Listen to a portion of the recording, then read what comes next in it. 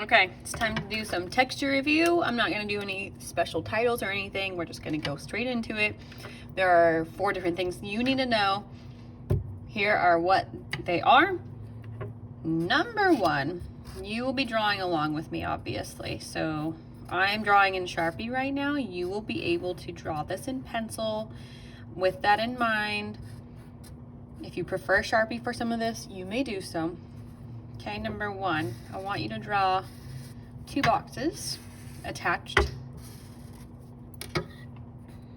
And it's going to be a rectangular box to start with. After that, you are going to split them in half. We're going to put 2 different things here. Okay? Second thing, we're going to discuss implied texture. And what that means, this was a tricky one for us and it continues to be so. So I'm going to do a few things here, okay? I'm gonna write the word implied. I'm gonna come back to it, okay? Number 3.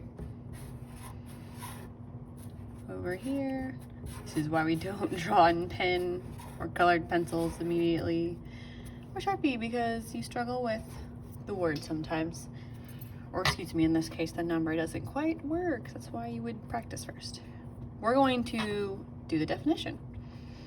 So, similar to number 2, I'm going to write the word that we're referring to in this exact moment. In this case, it's definition. And then the 4th thing is going to be the rules to draw realistic texture. Wow, they just got worse and worse, huh? Okay, so we're going to be pointing out to specific frogs rules. We do know that the first thing to address in drawing realistic texture is that we use the acronym frogs.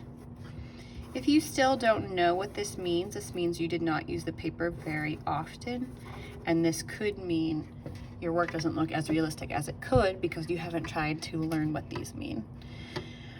And we're only going to look at some of these, specifically R, G, and S, the last S.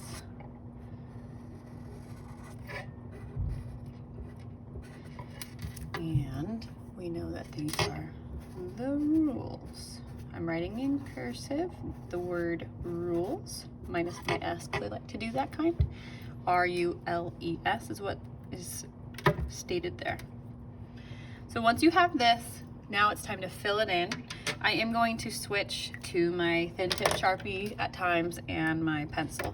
Again, you do not need to. I choose to do this because I'm making a video. I want you to be able to see it more accurately. Okay, so the first one that we need to address is number 1. There is a purpose for texture and there is a benefit.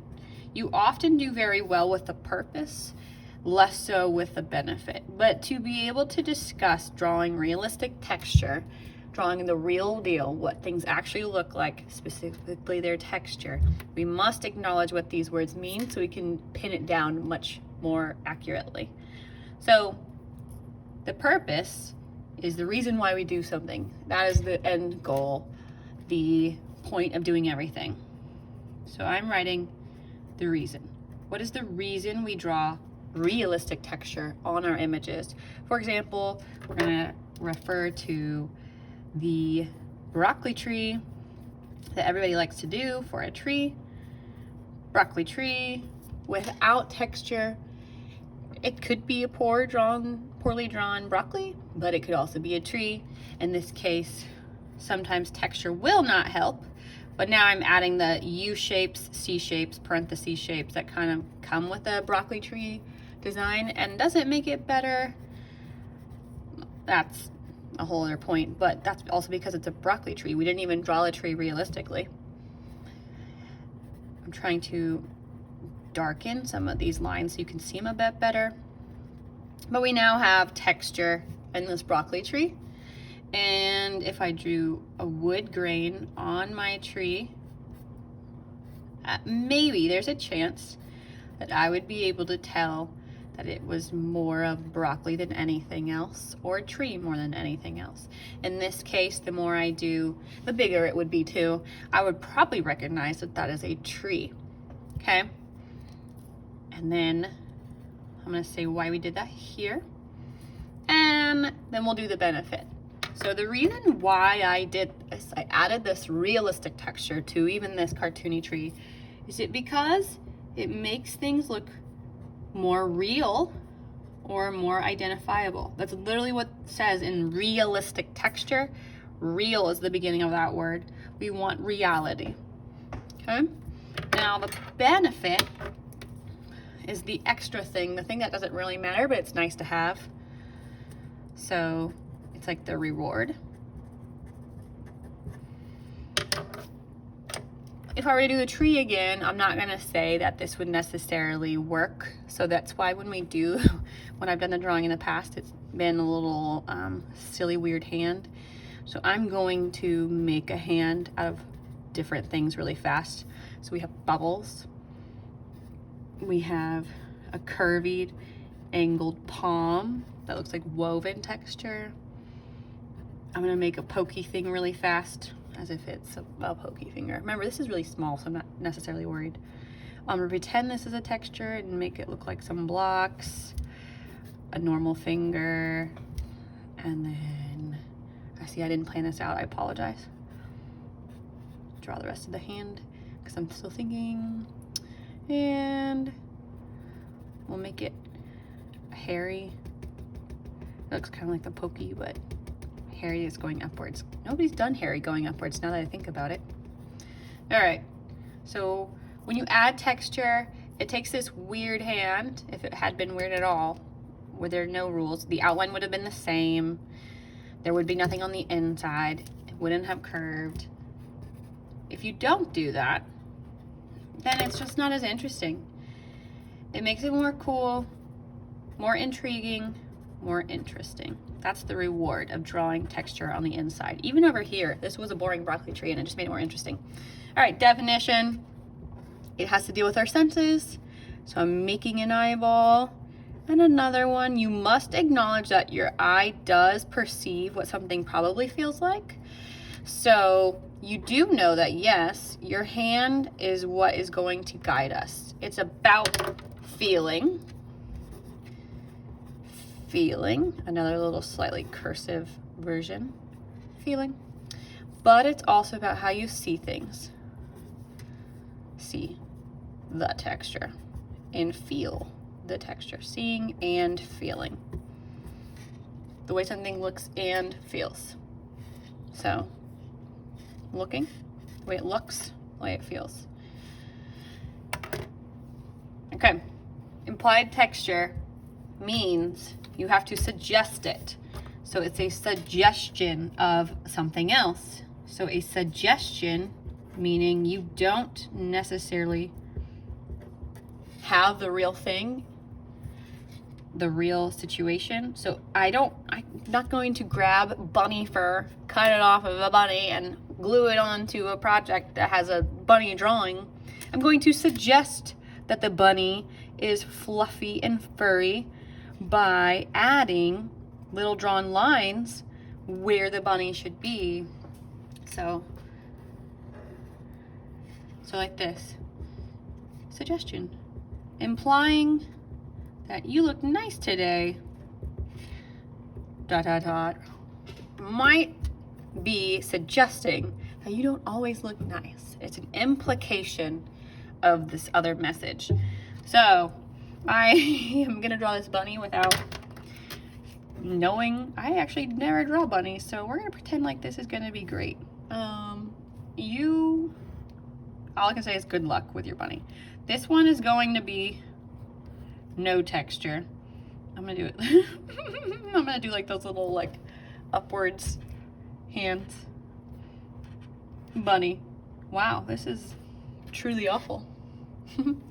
And I'm going to now imply that it's fuzzy, not fluffy, not furry, And I'm gonna then draw some little tick marks, little lines, short, tiny lines that curve down and around, like quick hash marks, or I'm gonna do a fluffy tail that looks like kind of like a poorly made cloud. The fluffy lines, back to that, they are just like straight lines that are just really tiny and they just turn sideways. Oh my goodness, this is such an atrocious drawing. And I guess maybe I can try to do a real paw. Oh my gosh, it looks like a dog scooting its booty. This is not great. I think maybe it's because the ears are so short, it looks kind of like a dog with the fluffy bunny tail. But now it actually looks fluffy. I think they have huge eyes on the side of their head. Now this just looks super creepy. Things are going great, you guys. You can Google this. If you want to find a real bunny, do it, because this looks terrifying. But it does look fluffy. Looks more fluffy than that one. So I have implied real texture by drawing the outside looking different. And of course, over here, these other rules, we know that F is fill in. So if I were to add a few little dots here and there, some little lines, it might make it look more fluffy. Okay, last one. The rules. You do need to know the purpose, you do need to know the benefit, you need to know the definition and what implied texture is suggesting, but Frog's rules are the only way that you could ever do this if you remember them. So the three that I think are most important for you to know is to recreate the outline, go with the shape, and eventually consider shading, but that is something we do at another grade level. So, recreate the outline. And I'm just gonna write recreate outline. Go with the form. I said shape earlier. Form, that suggests 3D shapes like a sphere, not a flat finger, a real round finger. And then shading. So, what does that look like? We're gonna go from no outline, spikies, to an outline of a thumb or a finger, and any finger at this point. And in some spots, it crosses over and makes it look spiky. Okay, go with the form. I want you to rotate the texture, rotate the texture. That means on a finger, it wouldn't have straight lines if there was something on it. If it was a fabric or if it was something wrapped around, much like this bracelet here, it does rotate. You can see how this side looks lower, but then back here it looks a little bit higher. It has like a curve to it. You curve with whatever the shape is. And a finger is curvy, so in this case I should be rounding out the design. It looks like it goes higher up on the edges. Round those lines. They should not be flat, perfectly vertical lines, or excuse me, perfectly horizontal. Now that leaves us with shading. I'm just gonna do a quick bam bam dark, really hard pressure to bam bam and lighter, lighter, lighter, lighter, lighter, lighter, to as light as I possibly can. Shading is what we see in reality, real life, and so therefore if you try shading, even if you're not successful, it still looks kind of cool. That's like if I were to do some shading here. Now it looks like this arrow is floating, and we see shadows in hair and in fur. We see shadows where scales run into each other. I could show a shadow under these or next to these individual spikes. Even if you're not great at texture, it does, or excuse me, shading, it does make a difference. So this is your cheat sheet for the test. This means you need to take this with you. After you've shown me you've done it, you can rip it out of your sketchbook and use this as your guide. Texture is about the look and the feeling of things. So if you don't like that I wrote seeing, it's how you see it, the way it looks, it's the way it feels. The reason why we do it is because it makes things look more realistic, more identifiable. We didn't know it was a tree or if it was broccoli, it's a tree. The reason why, on top of that, is because it makes it look cool. That's the benefit. Benefit is the reward. The benefit of being in this classroom is it's not like the other classrooms. You kind of write the rules as you make your art. Other classes you're stuck with it. You also might be here, the reason is because you have to have an education regarding this classroom, visual arts, so you can problem solve greater.